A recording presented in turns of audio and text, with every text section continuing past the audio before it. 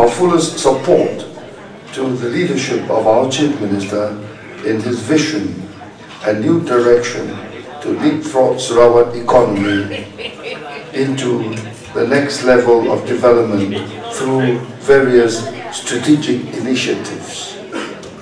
Honourable Speaker, I'm glad to note that Ali Yang Muhammad had, in the past few days of his Dun sitting, debated and highlighted on the various issues and challenges that we face, as well as giving constructive comments on how the state can move forward steadfastly. I will address and respond to some of the issues and matters raised that are within the purview of my ministry. Global challenges. Honourable Speaker, we recognize that global challenge and risks are increasing and becoming complex in nature. However, we should always remain optimistic of the future. Let us take a look at the significant events in the global scene that could affect us. The subject that is of serious concern today is the ongoing tit-for-tat trade war between the United States and China, which has put the world's two largest economies at each other's throat. The escalating situation, if not contained, will trigger global trade tension, impacting global trade and threatening global economic growth. This is because the US-China bilateral trade investment ties are integrated with global supply chains. Furthermore, a global trade war arising from protectionism, that is, as opposed to free trade, is unhealthy, as it could hurt both producers and consumers around the world by making it tougher for companies to operate, thereby forcing them to push higher prices onto consumers. Worst of all, it eventually may lead to rising geopolitical tensions. The next challenge is the exponential growth in destructive technology and the massive emergence of digital economy that has changed the world dramatically, affecting and transforming the way we operate our business across all sectors. We must be more agile and adaptive in capitalizing on the expansion of the digital economy as well as advancement in industrial revolution 4.0 to enhance competitiveness and high productivity. At the same time, needs to build a high level of training and skilled workforce to further drive innovation benefits of high quality of global supply chain. In line with the exploration of the state has shifted to capitalize on the trend technological advancement economy agenda aimed at transforming and accelerating its economy. On the national front,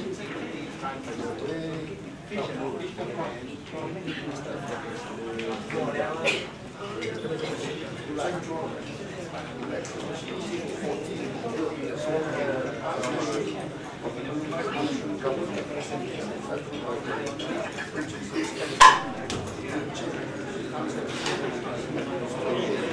while ensuring economic sustainability and stability. Federal government has announced reform agenda setting policy direction, consolidating the country's fiscal implementation of make our infrastructure possible. Line with the ongoing activities to provide all implementing agencies to take proactive measures to ensure that programs and projects approved under the 11th Municipal Plan, particularly those projects that are of high impact and have generating greater multiplier effects, are being implemented speedily to stimulate domestic economic activity. Madam Speaker, diversification of revenue base and financial sustainability. Global economic slowdown has affected economies around the world, and many countries are taking measures to tighten government expenditure so as to ensure fiscal sustainability. At the national level, the federal government is also taking steps to consolidate a fiscal position. At the state level, we'll continue to exercise prudent financial management. With the current trend of revenue and development allocation, it will be necessary that the state utilize some of its reserve to fund strategic and impactful projects, particularly those that are of people-centric. As the state is very vast in geographical size and sparsely populated, and that its development is lagging far behind our counterpart in Semenanjung, Malaysia, the state requires a substantial amount of funding to support its development agenda. Thus, the utilization of some of the reserve to fund such priority projects is justifiable. However, it is imperative that we strike a balance between ensuring a sustainable level of development against a healthy financial position for long-term financial sustainability.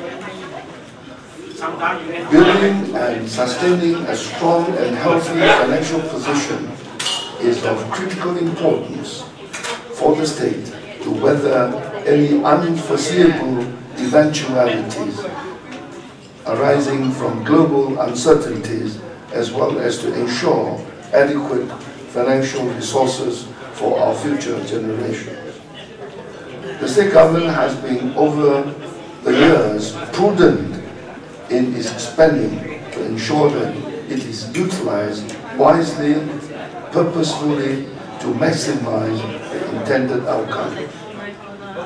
The increasing requirement for the provision of basic infrastructure facilities and amenities, including rural water and electricity supply, as well as services to the growing population, have resulted in a rising trend in both operating and developing expenditures.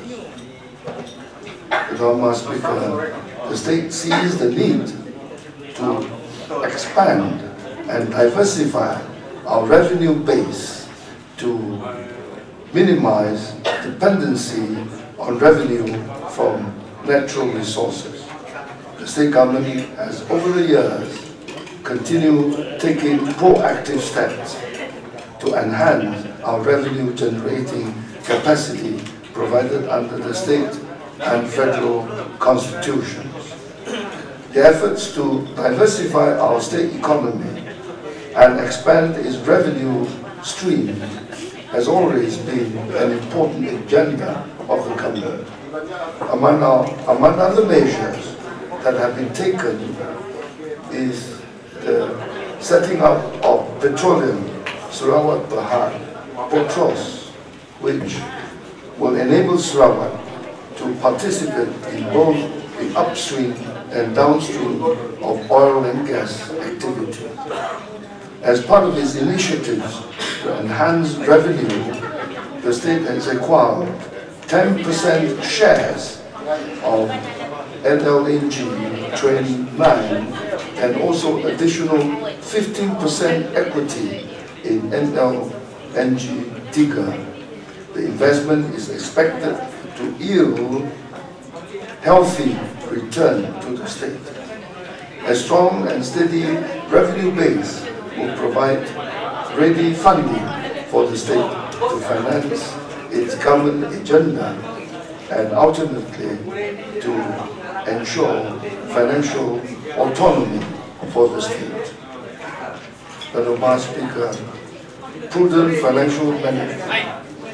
Ali Muhammad, I'm delighted to inform this August House that the state has once again been accorded a clean certificate of qualified report for its financial accounts for the year ended 31st December 2017. This is the 16th consecutive year that the state earned such a clean record.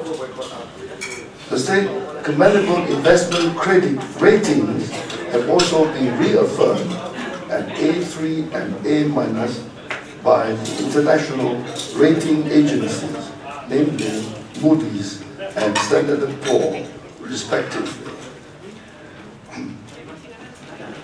These achievements are good testimony and clear reflection of the state's sound financial management in exercising financial prudence and financial discipline at all levels. Despite our achievement thus far, we'll continue to strengthen strategic financial management by benchmarking and adopting best practices, leveraging on technology advancements, as well as building capacity to achieve operational excellence and good governance.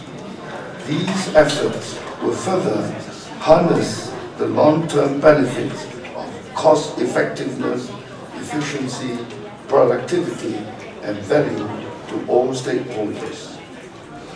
In the light of the current global economic challenges, it is crucial for every one of us to exercise effective leadership to ensure prudent and responsible financial management towards a resilient economy for a brighter future.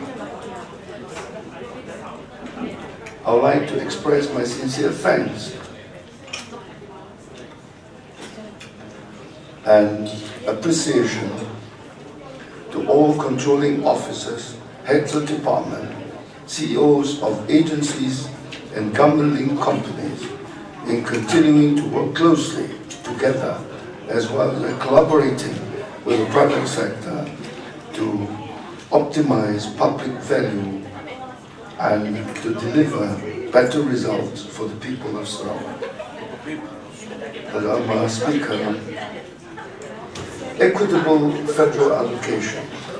The development of Sarawak, particularly social, economic, and provision of basic infrastructure facilities and amenities such as schools, clinic, rural water and electricity supply are the responsibility of the federal government. The federal government ought to allocate more funding to assist the states to step up its efforts, particularly in the development of our rural areas, which are still largely underdeveloped as compared to our counterparts in Semenanjung, Malaysia. As part of the spirit of the formation of Malaysia, we must be accorded a fair and equitable share of federal development funds. Furthermore, the state has also contributed substantially in terms of tax collection and oil and gas revenue to the federal coffers. Honorable Speaker, issues raised by Ali Muhammad. I would like to respond to comments and suggestions as raised by Ali Muhammad on several issues in respect of public finance. State government procurement. Now let me briefly touch on the procurement policies and procedures. State procurement refers to the acquisition of supplies, services, and works in accordance with the prevailing laws and regulations. For the information of Alian Bohumat of this August House, especially Alian Bohumat for Palawan, generally the state procurement is built upon the following principles: public accountability, transparency, value for money, open and fair competition, and fair dealings.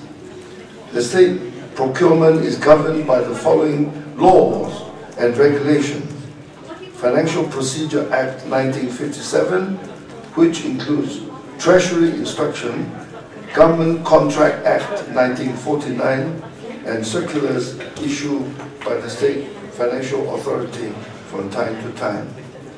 I wish to inform this August House that there are several procurement methods established under the state procurement, namely direct purchase, quotation, open tender, selected tender, turnkey contract, or direct negotiation. In accordance to the laws and regulations that are in place, the government has the authority to procure through the most advantageous method as they deem fit, regardless of whether it is through tender, quotation, or other methods of procurement. In deciding on the method of procurement to be used on the implementation of the project, the government has to evaluate the nature of the project, among others, in terms of complexity, specialty, locality, capital intensiveness of the project, as well as required speed of delivery. The preferred procurement method must be economical in terms of resources and time, value for money to the government, and project meeting the required standard and quality, as well as good governance. In response to the issue on the participation of federal registered contractors in implementing projects in the state raised by Alian Muhammad for Palawan, there are two categories of projects in the state. Federal funded projects, which must be in accordance with federal procurement procedure, and two, state funded projects, which must be in accordance with the state procurement procedure. For the federal funded projects, one of the requirements by the federal government is that the contractors must be registered with Construction Industry Development Board, CIDB, and having Sijil Perolehan Kerjaan, SPKK, before they are allowed to participate in any federal tender. The state-funded projects, for the state-funded projects, one of the mandatory requirements by the state government is that contractors must be registered with unit pendaftaran contractor UPKJ before they are allowed to participate in any state tender. The state government never neglects the local contractors with UPKJ licenses. As mentioned earlier, all the projects funded by the state government, the contractors must have this unit pendaftaran contractor dan juru perunding UPKJ license before they are allowed to participate in any state tender. Federal government has agreed to the state government request to allow the allocation, to allow the local contractors with UPKJ license to participate in the federal government funded projects, which was not allowed previously. State investment in ZCOM Medicare, Centurion Bahar. Honourable Minister, you take Yes, yes. Thank you, Advanced Speaker. Thank you, Honourable Minister. To my knowledge, there are still a lot of local council contract given to contractor without UPKJ licenses. That's why I asked the state government to have an audit of all the state government ministry, departments, agencies, GLC, see how many of the contractors, like you say, has obtained UPKJ licenses. I can tell you at this moment, even Kuching, the city council, they're using PKK contractors. But you can check on my information, and then there will be unique audit of all this in order to find out where are the leakages. Thank you. Yeah, I take note of your comments. State investment in GCOM Medicare Centurion Bahar, Area Bohmat for Penting, has raised questions in state investment in ZCOM Medicare Centurion Bahar. In responding to these, let me first of all clarify that ZCOM Medicare Centurion Bahar is not the entity that involves in the development of Petra Jaya Hospital. ZCOM Medicare Centurion Bahar is a company that has a stable business model given a long-term concession agreement entered into with the federal government represented by Ministry of Education and University Kebangsaan Malaysia, UKM, where it is responsible for the development and assets maintenance for the facilities and infrastructure of Children's Specialist Hospital located at Pusat Perubatan UKM in Charles. The state government, in deciding its investment in ZCOM Medicare Centurion Bahar, had gone through a proper and thorough due diligence process and risk-return analysis. Professional financial business consultants and corporate legal consultants and corporate legal counsels have been engaged to assist in carrying out this exercise in analyzing and arriving at a risk-return profile of the reinvestment. The decision to acquire an equity stake in ZCOM Medicare Centurion Bahar is a commercial consideration based on projected positive return on the investment. Honourable Speaker, in conclusion, it is pivotal that government manages its finance responsibility.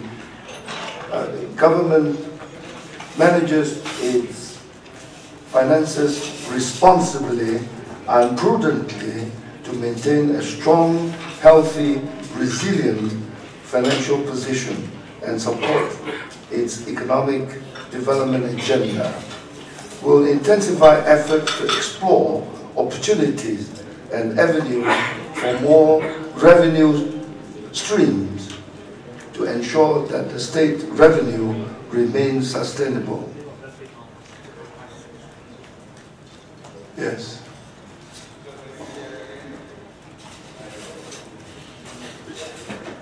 Thank you, Honourable and Dr. Amar, Speaker and Minister. As you mentioned just now that the investment of 155 million towards ZCOM Medicare, that one is for the project of UKM at Cheras, the Children's Hospital. But I was given to understand that the hospital project was less than 70% complete. And it has been delayed for more than a year now. So what are the guarantees that our state can get from this investment? And it was linked to the ex-Prime Minister's wife project. So can the Honourable Minister clarify on this? Because we are investing 155 million. As I say, it is purely commercial consideration. It is commercially viable, and therefore we take up the share. Now, as to when the hospital can be completed, now you are in the best position to find out. You find out from your Makanan via health minister. I'm sure you can get all the information from the Minister for Health. Thank you.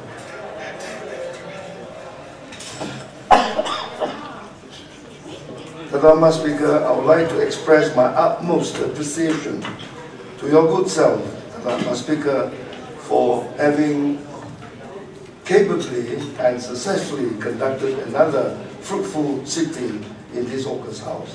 My sincere thanks also go to the staff of the Dewan and all government officers for their hard work, commitment and dedication. Finally, I wish all Sarakians happy Sarawak Day, and to all our Muslim colleagues and friends, Selamat menyambut Hari Raya Idul Fitri. Thank you.